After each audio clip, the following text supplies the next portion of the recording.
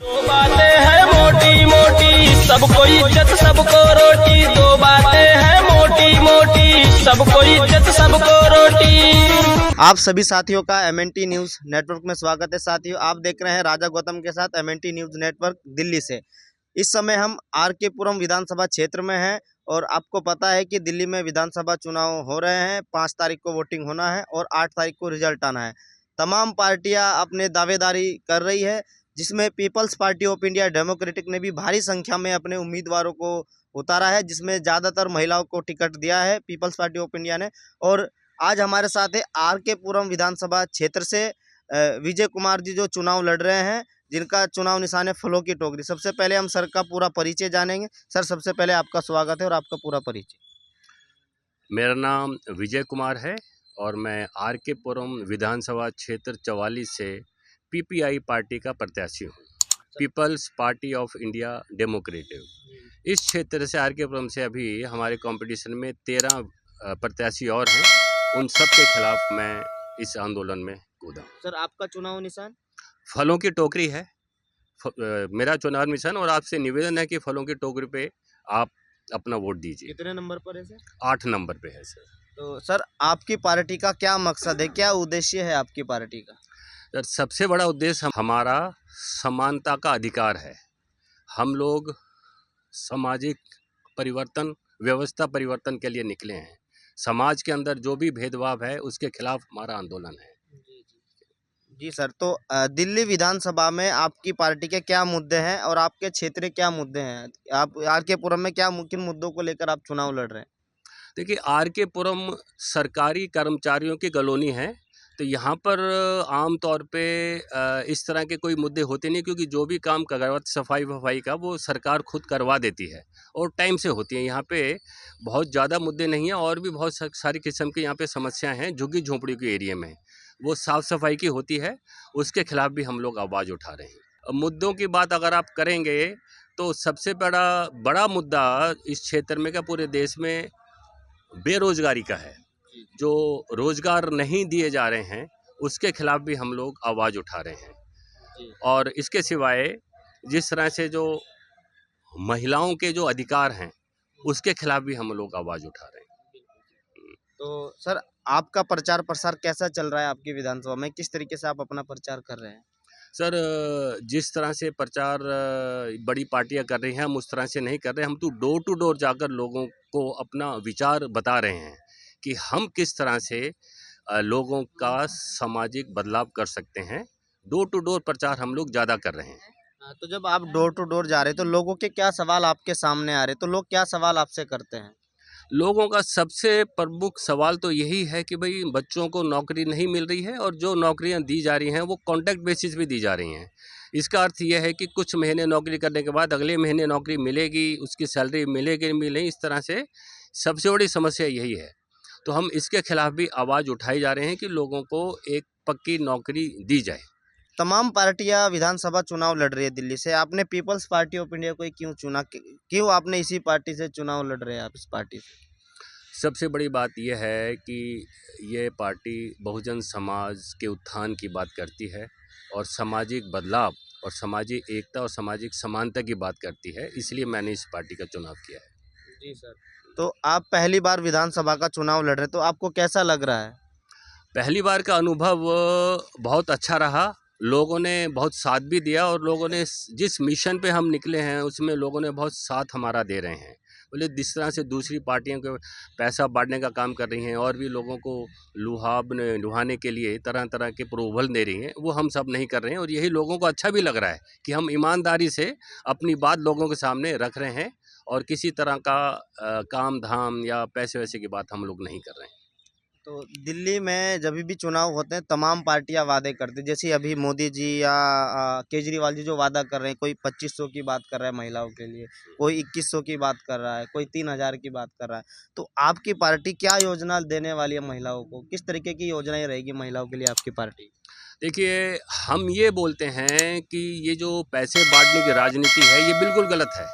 ये आप इसको उस तरह से मान सकते हैं कि जब किसी चूहे को पिंजरे में फंसाना होता है तो उसको रोटी का टुकड़ा डालते हैं, तो रोटी को टुकड़े को देखकर वो चूहा फंस जाता है।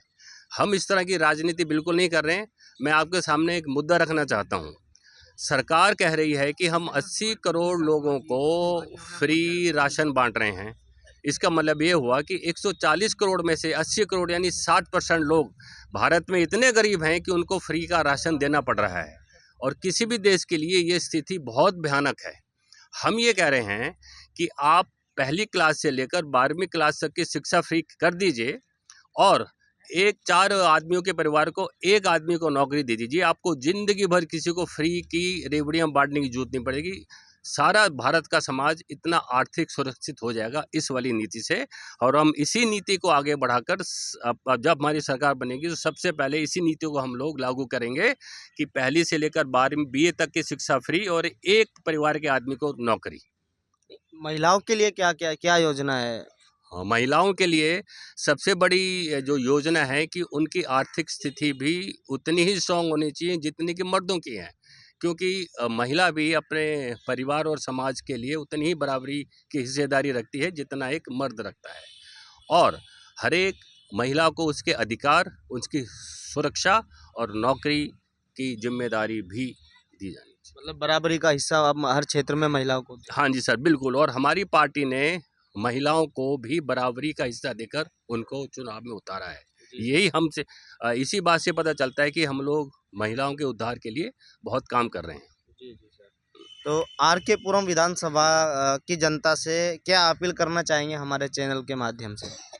RK पुरम की जनता के साथ, मैं पूरी देश की जनता के साथ अपील ये करना चाहूँगा कि सच्चा देशभक्त वही है जो सरकार की गलत नीतियों का भी विरोध करे और गलत नीतियों के खिलाफ आवाज़ उठाकर समाज के लिए जो सही है उसके लिए काम करे। वो अगर सरकार कोई गलत काम कर रही है और हम चुप हैं तो यह भी हम इसको देशभक्ति में काउंट नहीं करेंगे। तो मेरी अपील पूरे देश से और RK पुरम के वासियों से यही है, आप सिर्फ उसी को वोट दीजिए जिसकी विचारधारा सही है। जो लोग फ्री का पैसा बांट रहे हैं और लोगों से लोक लुभावने वायदे कर रहे हैं, उनको वोट देने का मतलब है कि आगे 5 सालों तक आपके साथ अच्छा बर्ताव नहीं किया जाएगा, आपकी सामाजिक स्थिति और ज़्यादा बुरी करेंगे क्योंकि उन्होंने आपको पैसा दे दिया है।